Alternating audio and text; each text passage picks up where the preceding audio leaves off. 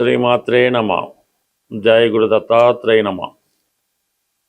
ఈ వీడియోలో మనం మకర రాశి వారికి ఏప్రిల్ 12 నుంచి 18వ తారీఖు మధ్యలో జరగబోయే వార ఫలాలు పరిశీలించినప్పుడు ప్రస్తుతం మకర రాశి వారికి చతుర్థ స్థానంలో శుక్రగ్రహ సంచారం, అటు పంచమ దశమాధిపతిగా ఈ మకర రాశి వారికి యోగకారకుడు శుక్రుడు. అటువంటి శుక్రుడు చతుర్థ స్థాన సంచారం వల్ల జాతకుడు చాలా సంతోషంగా ఆనందంగా ఫీల్ అవ్వడం జరుగుతూ ఉంటుంది.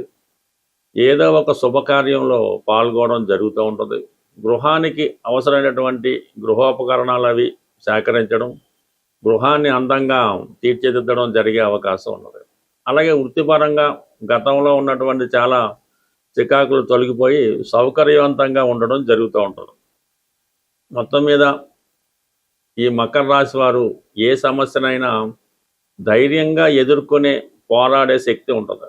అటు ఎన్ని కుటుంబ సమస్యలున్నా, వృత్తిపరంగా ఎన్ని ఇబ్బందులున్నా, ఇప్పుడున్నటువంటి పరిస్థితుల్లో జాతకుడు శుక్రగ్రహ అనుగ్రహంతో సంపూర్ణంగా ప్రతి విషయంలోనూ తను సక్సెస్ సాధించడం జరుగుతుంది. అయితే అంత సునాయాసంగా ఏ సక్సెస్ పొందలేరు.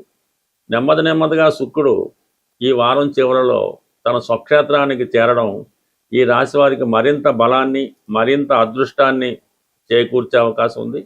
అలాగే మీ జీవిత భాగస్వామిని ఎన్నుకునే విషయంలో చాలా వరకు ఈ శుక్రగ్రహం ఈ రాబోయే కొద్ది రోజుల్లో మీకు సహకరించడం జరుగుతూ ఉంటుంది. ఉద్యోగపరంగా కూడా ఒక అనుకూలమైనటువంటి మార్పు ఈ రాశి వారికి రావడం జరుగుతుంది. ఇక ప్రధానంగా రవి అష్టమాధిపతి అయినప్పుడు కూడా ప్రస్తుతం 3వ స్థాన సంచారం శని భగవానుడితో కలిసి సంచరించడం వల్ల ఏదో ఒక కొత్త ఉద్యోగ ప్రయత్నం మీరు చేస్తూ ఉంటారు. ఈ ఉద్యోగ ప్రయత్నానికి చాలామంది సహకరించడం కూడా జరిగే అవకాశం ఉంది. బట్ ఏదైనా ఎంత ప్రయత్నం చేసినా ఏదో విధంగా అది పోస్ట్పోన్ అయ్యే అవకాశాలు ఉన్నాయి. బట్ కానీ అనూహ్యంగా ఈ వారం 14వ తారీఖు తర్వాత శుక్రుడితో పాటు రవి కూడా చతుర్థ స్థానంలోకి రావడం జరుగుతుంది. అంటే అష్టమాధిపతి 4వ స్థానంలో రావడంతో సడన్గా మీకు స్థానచలనం జరిగే అవకాశం ఉంది. అది మీరు ఇల్లు మారచ్చు, ఊరు మారచ్చు, దేశమైనా మారే అవకాశం ఉంది. అలాగే తప్పనిసరి పరిస్థితుల్లో మరి ఉద్యోగపరంగా మారవలసి ఉంటుంది. ఎందుకంటే అక్కడ దశమాధిపతి శుక్రుడు ఉన్నాడు కాబట్టి గతంలో కన్నా ఇప్పుడు మీకు ఉద్యోగంలో మారే అవకాశం వస్తుంది. ఈ ఉద్యోగం మారాలంటే కంపల్సరిగా ఈ సమయంలో మీరు ప్లేస్ కూడా మారవలసి ఉంటుంది. అది ఇమీడియట్గా కాకపోయినా ఈ 14వ తారీఖు నుంచి రవి ఇంకొక నెల రోజుల పాటు అంటే మే 14 వరకు చతుర్థ స్థాన సంచారంలో ఉచ్చులో ఉంటాడు కాబట్టి కామన్గా మీకు ఉద్యోగపరమైనటువంటి స్థానచలనం ఉండే అవకాశం ఉంది. ఇంచుమించు విద్యార్థులు కూడా చాలా గొప్ప సక్సెస్ అన్నది ఈ సమయంలో పొందడం జరుగుతూ ఉంటుంది. ఇక ప్రధానంగా మరి కుజుడు కూడా సాధారణంగా ఈ రాశి వారికి చతుర్థ లాభాధిపతిగా బాధకుడు. తృతీయ స్థానంలో శనితో సంచరించడం కూడా ఇది వృత్తిపరంగా మీరు టెక్నికల్ రంగంలో ఉన్న వాళ్ళకి, ఇంజనీరింగ్ కోర్సులో ప్రవేశం కోరుకున్న వారికి ఒక దూర ప్రాంతంలో అంటే మన రాష్ట్రంలో కాకుండా ఇతర రాష్ట్రంలో మీకు ఈ కాలేజీలో సీట్ రావడం అది జరిగే అవకాశం ఉంది. అలాగే మీరు క్రీడా రంగంలో ఉన్న లేదంటే ఏదైనా పోలీస్ డిపార్ట్మెంట్లో ఉద్యోగం కొరకు ప్రయత్నం చేస్తున్న కంప్లీట్గా మీ యొక్క సక్సెస్ రావడం జరుగుతూ ఉంటుంది. పోటీ పరీక్షల్లో విజయం లాంటిది రావడం జరుగుతుంది. బుధుడు కూడా ఇప్పుడు ఈ 3వ స్థాన సంచారం వల్ల కొన్ని చికాకులు, ఇబ్బందులు ఎదురైనప్పుడు కూడా ఈ బుధుడు కూడా కుజుడితో సమానంగా మీకు ఫలితం ఇవ్వడం వల్ల ఈ కాంపిటేటివ్ ఎగ్జామ్స్లో కంప్లీట్గా విజయం సాధిస్తారు. ఇది క్రీడా రంగంలో ఉన్న వాళ్ళకి మరింత ఉత్సాహాన్ని, మరింత బలాన్ని ఇచ్చే అవకాశం ఉంది. అయితే ఎందుకైనా మంచిది, కానీ ఏదైనా ఓ ప్రమాదకర వృత్తుల్లో ఉన్నప్పుడు బాగా ఎక్కువ కష్టపడేటప్పుడు రిస్క్ చేయకుండా సాధ్యమైనందుకు విశ్రాంతి తీసుకొని ముందుకు వెళ్ళాలి తప్ప ప్రమాదకరమైన వృత్తుల్లో పాల్గొన్నవారు, వాహనాలు వేగంగా నడుపుతున్నవారు కొద్దిగా జాగ్రత్త వహించడం మంచిది. ప్రధానంగా గృహంలో శుభకార్యాలు ఎంత కష్టపడినా వాయిదా పడడం జరుగుతూ ఉంటుంది.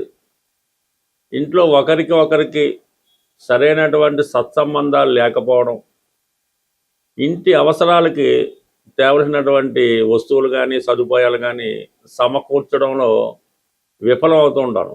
అందరూ సంపాదిస్తుంటారు, ఎవరు బాధ్యత తీసుకోరు, ఆ ఇంటి ఇళ్ళాలు సతమతం అవుతూ ఉంటారు. ఇలాగా ఈ గృహ పరిస్థితి అల్లుకల్లోలంగా ఉన్నప్పుడు ఒక చక్కని పరిష్కార మార్గం ఇది చాలా సక్సెస్ఫుల్గా రావడం జరిగింది. ఇది చాలా నమ్మకంతో చేయవలసి ఉంటుంది. ఒక మంచి శుభ్రమైనటువంటివి న్యూ స్టాకులో ఉన్నటువంటి పసుపు కొమ్ములు ఒక 111 తీసుకోవాలి. పసుపు కొమ్ములు చిన్న సైజు లాంటి మీడియం సైజు తీసుకోవాలి. వాటితో శుక్రవారం రోజు లక్ష్మీ అమ్మవారికి అష్టోత్తరంతో పూజ చేయవలసి ఉంటుంది. ఈ పసుపు కొమ్ములు 108 నామాలతో అమ్మవారికి పూజ చేసి అమ్మవారి ముందు ఉంచాలి. తర్వాత అవి ఒక చక్కని గట్టి దారంలో ఆ దారాన్ని కూడా పసుపు రాసి పవిత్రమైనటువంటి మనసుతో ఈ పసుపు కొమ్ములు అనేవి ఒక మాలగా కట్టవలసి ఉంటుంది. ప్రతి పసుపు కొమ్ము కట్టేటప్పుడు ఈ అమ్మవారి నామాన్ని జపిస్తూ ఈ 108 పసుపు కొమ్ముల్ని ఒక మాలగా తయారు చేసి మీ గృహం ప్రధాన గుమ్మానికి కట్టవలసి ఉంటుంది. అంటే మామూలుగా మామిడి తోరణం కట్టినట్టుగా ఈ 108 పసుపు కొమ్ములతో చేసినటువంటి మాలని చక్కగా అలంకరించడం వల్ల మరి మీ గృహంలోకి చాలా వరకు మంచి ఎనర్జీ రావడం జరుగుతుంది. చాలా వరకు ఆర్థిక సమస్యలు ఇమ్మీడియట్గా ఒక శుభకార్యం అన్నది మీ గృహంలో జరుగుతుంది. దానివల్ల మీ ఇంట్లో ఆటోమేటిక్గా జరుగుతూ ఉంటుంది. ఈవెన్ చాలా కాలంగా ఈ పెళ్ళిళ్ళు శుభకార్యాలు జరగని కుటుంబాల్లో కనీసం సంవత్సరంకి ఒకసారైనా ఈ సత్యనారాయణ స్వామి వ్రతము వరలక్ష్మి వ్రతం లాంటివి చేసి 10 మందికి పిలిచి ఏదో భోజనాలు పెట్టడం వల్ల ఆ ఇల్లు కలకలాడుతూ ఉంటుంది. బట్ ఈ విధంగా ఈ చిన్నపాటి పరిహారం పాటించండి. ఖచ్చితంగా మీకు ఇంట్లో చక్కని మార్పు రావడం జరుగుతూ ఉంటుంది. ఇక ప్రధానంగా సమస్య వివాహం. ఇప్పుడు అమ్మాయిలకి పెద్దగా వివాహ సమస్య అయితే లేదు. మరి ఈ మ్యారేజ్ సంబంధించినటువంటి మ్యారేజ్ బ్రోకర్స్ అవనివ్వండి, వీళ్ళంతా కూడా అమ్మాయిలకి ఫ్రీ రిజిస్ట్రేషన్ చేసుకుంటున్నారు. అబ్బాయిలు అయితే డబ్బులు కట్టవలసి వస్తుంది. మీ యొక్క అబ్బాయికి కానీ మీరు అబ్బాయిలు అయితే తొందరగా వివాహం జరగడానికి ఒక నమ్మకంతో చేసే పరిహారం. అంటే ఏదన్నా ఒక వారమో ఒకసారో చేస్తే సరిపోదు. ఎవరికి వారే స్వయంగా చేయించవలసినటువంటి పరిహారం ఇది.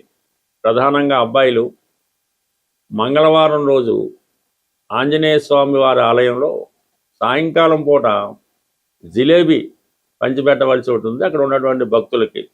ఈ విధంగా కొన్ని వారాలు పంచిపెట్టడం వల్ల వివాహానికి అనుకూలత ఏర్పడుతూ ఉంటుంది. అలాగే వీరు ఈ స్ఫటికమాల ధరించవలసి ఉంటుంది. మెడలో స్ఫటికమాల ధరించడం వల్ల అబ్బాయిలకి తొందరగా వివాహం కుదురుతుంది. మీకు ఏదైనా చిన్న చిన్న బలహీనతలు ఉంటే వాటి నుంచి బయటపడడం జరుగుతూ ఉంటుంది. ఇక ప్రధానంగా గురువారం రోజు చక్కగా ఏదైనా గోశాలు దర్శించి గోవుకి ప్రదక్షిణలు చేసి శనగలు గోవుకి పెట్టడం వల్ల, అంటే ఏదైనా రెగ్యులర్గా కొన్ని వారాలు చేస్తుంటే ఖచ్చితంగా మీరు అనుకున్న కోరిక నెరవేరే అవకాశం ఉంటుంది. ఇవన్నీ కూడా చాలా కాలంగా పాత పరిహారాలు మళ్ళీ మర్చిపోయి ఇప్పుడిప్పుడే మళ్ళీ కొత్తగా అమల్లోకి రావడం జరుగుతుంటుంది. బట్ ఏదైనా అన్ని సమస్యలకి పరిష్కారం రెగ్యులర్గా మీరు హనుమాన్ చాలీసా పారాయణ చేయడం కానీ, సుందరకాండ పారాయణ చేయడం కానీ, రామాయణం ఈవెన్ టీవీలో కూడా ప్రతిరోజు రామాయణం వినడం వల్ల ప్రధానంగా నిరుద్యోగ సమస్య పరిష్కారం అవుతుంది. పిల్లల యొక్క అభివృద్ధి, వారి యొక్క సక్సెస్ మీరు చాలా వరకు చూడటం జరుగుతుంటుంది. ఏదైనా దైవాన్ని మించినటువంటిది అంటే ఇటువంటి రాముడు, సూర్యుడు ఇవన్నీ మనకి తొందరగా అనుగ్రహాన్ని ఇచ్చే దేవతలు. స్వస్తి.